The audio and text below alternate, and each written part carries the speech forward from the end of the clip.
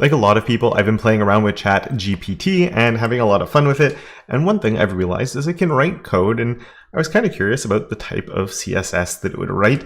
And I've decided to see if we can get it to write some decent CSS for us, and then dive in and sort of break down maybe what it's doing right, what it's getting wrong. We'll give it a few chances, because one thing I've noticed is that when it does do things, it takes very different approaches if you give it a chance to sort of try a second time or a third time. So we'll sort of dive into the type of CSS that ChatGPT is actually writing and see how it does. So let's start off by coming here and say, can you write the HTML for a hero section of a website for me? And let's see first what HTML it outputs here.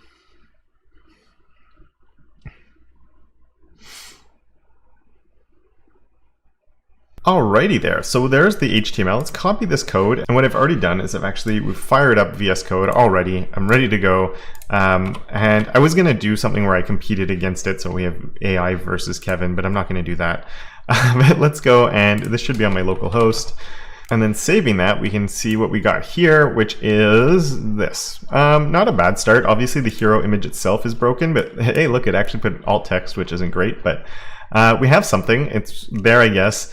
I see some good things, I see some problems, but let's come back to the chat here for a second and see if it can write the CSS for us. So can you write the CSS for that HTML for me, please? If they're going to be our masterminds, we might as well be polite to them in the time being. So we'll give this a second, and I'll see you once it's finished typing out the CSS. All right, so it looks like it is finished, and it wrote quite a bit. I saw a bit of a red flag as it was typing out, but let's go and paste that in here, and let's go hit save and see what happens. I see a problem with the image right away, okay, so I'm not worried about losing my job just yet, but let's do one thing here. First, let's look at the HTML that it wrote, and I think what we'll do is let's just see if we'll do an onsplash or we should probably do HTTPS. Let's give it an image to actually work with. We'll say like 400 over 200, just a placeholder image. There we go. We got an image in there now. Perfect. And I think that image is actually kind of appropriate based on what we got here. It's not the most beautiful thing in the world, what it's generated for us. So a few things. Obviously, I asked it to write the CSS for the HTML, so I guess it took it very literally because it didn't do any body styling or anything, so we still have our margin and stuff like that. I'm not going to criticize it on that. One of the problems is it actually did this, which I was kind of impressed by, the hero text container to sort of, we have an image, so like we have two columns. I'm kind of impressed that it figured that out and was able to do that. The only problem is it didn't really seem aware that we had two columns then, because it center aligned this over here, which looks really ugly, and it didn't put a gap or anything. Right, so not the best approach there. If we didn't have the image, these lines would sort of make sense because we could center the text container within the space. But because we have the image, it's kind of weird to bother doing this. Maybe the align item center, because we have a height on there. Height on there is a little bit problematic. Let's see if we go into our dev tools and turn on responsive mode. Oh, it's not, okay, so we're not hitting an overflow because we don't have a ton of text. But a fixed height like that's never a good thing. So this, that would be better as like a min height, and we'll throw a min height. We'll switch this for a second, because say I did 300, you can see like this will actually grow and shrink with my site. Whereas if we just put a height of 300 on there and it's overflowing, it just overflows, right? So a min height would have been a little bit better, and probably some padding on there would have been a bit of an improvement too. So yeah, we could throw a gap on there to add the space in between, since, let's do that, gap of 1 rem to add the spacing. At least it chose accessible colors. The contrast is nice and high. The font sizes look decent. Hero image max width, so it made the image responsive. We don't, this probably would have been great, but actually pretty good that we have that. It's not actually shrinking, and it is causing overflow really early. I guess because it's using flex to make the columns. So still some issues. One of those is then this, which is completely useless, I think. It's just making collapsing margins come into play that we didn't have. So this probably could have gone out the window. Because it's stealing code from other places and seeing what other things do, it probably has a lot of that where you have something and you want to center stuff inside. So that does accomplish this. It did switch the flex direction, which is cool. So the text actually goes in the right order, but honestly, we didn't need that. Font sizes are in M's. Very nice, because sometimes it does not do that. It usually likes font sizes in pixels, so I'm impressed that it used M's, even though I really would have preferred if that used rems instead of M's for font size. And I'm actually curious where it would have picked up using font sizes as M's, because again, usually it's always pixels. I think this is the first time I've seen it actually use M for font size. You can use M's for font size. It's just there's a chance for things to all of a sudden get a little out of control if there's some weird nesting thing that comes in and you start whatever. It doesn't really matter too much, but I would suggest rems for your font sizes. The margins being in M's isn't a big deal, even though I think this one is 100% pointless because that's the default value anyway. This one is reducing it just a little bit. The button inline block, that's fine. Padding's fine. I actually like that it's M's on there, and the border radius is in M's too. This is pretty well done.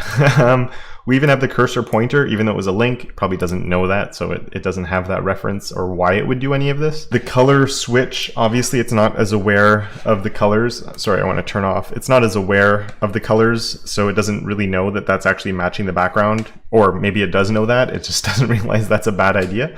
So if this was like a 222, it would probably be a little bit better, even though... Oh, whoops, I'm switching the wrong one. I wanted to be switching this. Let's say 111. Why did I break everything? There we go. So at least we can see things there. This is fine. It actually did a hover. It would have been nice if this also, we could even throw this in an is hover and focus. But, at the end, for something like this, considering, now we actually have a focus state on there. It's not perfect by any means. It's actually really far off, and it makes me not too worried. Now, let's see if we can do a try again before I time out, and we'll give it a second chance to see if it can redeem itself a little bit. So I'll see you in a second once the CSS is written for round 2 and see what happens this time.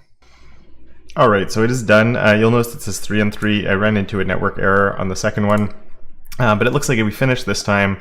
And so I think it listened to me a little bit. So let's actually just take all of this code and comment it out. It's not going to let me do that. That's fine. We'll just delete it. We don't need that. Paste in the new code. And let's go look. Oh my goodness, that's not good. Not sure what happened, but it broke things. So hero is display flex once again, which is okay. Here's the problem. It tried to do one of those images that would sort of be interesting. Actually, let's take width off here and see if I take the width off. Or okay. It likes these colors. Look, we have the same site again. Oh, we have a transition now on there though. I really wish it would change the font. Can we get it to change the font? Can you change the font on this site to something nicer? All right, there we go. It has given us something to change the font at least. So let's plug that in at the top and hit save, and it looks a little bit nicer. We have something different. I'm a little disappointed the colors were the same as last time. I was hoping for something better there. I am kind of intrigued by this one though. I love that it did that. I think what the idea here would be, okay, we have the flex, the center, the height 500. Like this section I think is identical to what we had before. The problem is coming up here, and I'm just trying to think, because it's a flex item, you would think it would, so let's put in, I'm gonna do like a width of 50%, just, let's get something so we at least have the two sides. It's like semi-responsive and stuff. It gives you just one of those types of looks. So we'll stick with that. At least it's semi-working a little bit. It's not responsive. While I'm looking at this, can you make this responsive? I wonder if that will work. We'll come back here in a second. Let's see what else it did, because it looked very similar, but if I'm looking at some of the things here, once again, we could take all of this off and I think you'd have the exact same thing. Yep, nothing even changed this time, and that, obviously. So that's identical. The width 50% here isn't, well, I guess by having that, we have that. The padding, it added some padding this time. Interesting. Font size, it listened to me and it went with rems. It's also gone with shorthands for padding and margin and everything, which it wasn't doing before, so I find that kind of interesting. The button looks very similar, except now it dropped it. It fixed the font size problems and put them to rems, but it's put the padding on this back to pixels. But I'm kind of cool that it added this. Which is nice. And I realized before, now that I see this, we have the cursor pointer that it added last time, but it didn't do a border of none. And that means, like, if you're doing cursor pointer, it means you're putting it on an actual button element as well. So you probably would have wanted that in the first place. Let's see, could it make this responsive? Oh, it did completely new CSS. Okay, let's just, I like how the font sizes being in rem are, yeah, this is responsive now. Okay. Oh my goodness. There's a lot to unpack here. So it just made a media query that has problems. Let's just grab this, and it's a max width media query too, which confuses me even more. But let's throw, we don't need that. Okay, hit save on there. How is that even going to work?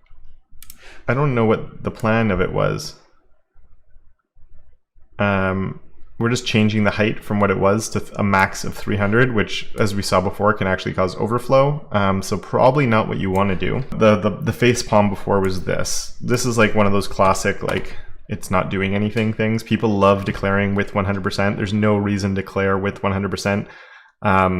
I know I manually, or did it have the 50% here? It did. So I guess maybe there's a chance you sort of need it, but it's within the media query. I don't know. Like, this is not, nothing here works basic or is worth anything. Like the font sizes, it's like, oh, we're going to put font sizes in a media query. That makes things responsive, right? And I mean, it is in a sense. They're getting smaller to bigger. So, okay, maybe that's fine.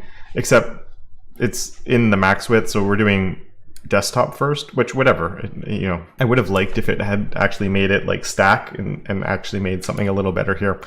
So I mean, whatever, it writes CSS that kind of works, but it can't figure out context or do anything. And I'm really, maybe there's some places, you know, we see other code that it can write can actually be pretty good. I'm not too worried about it on the CSS side yet. I don't think it can make logic of what the layout it's creating is. It's just taking code and sort of throwing it out there. But yeah, let me know what you think. If you've played around with it, if you had better responses than I have, leave a comment down below and let me know about it. But yeah, right now, it's basically making ugly walruses that we don't have to worry about. So yeah, and instead of watching me look at really bad AI code, if you'd rather look at some amazing creations that I don't even know how people could actually make that just blow the mind away, there's a video right here where I take a look at some amazing things. And with that, I'd really like to thank my enablers of awesome, Jan, Johnny, Michael, Mr. Dave, Patrick, Simon, and Tim, as well as all my other patrons for their monthly support. And of course, until next time, don't forget to make your corner of the internet just a little bit more awesome.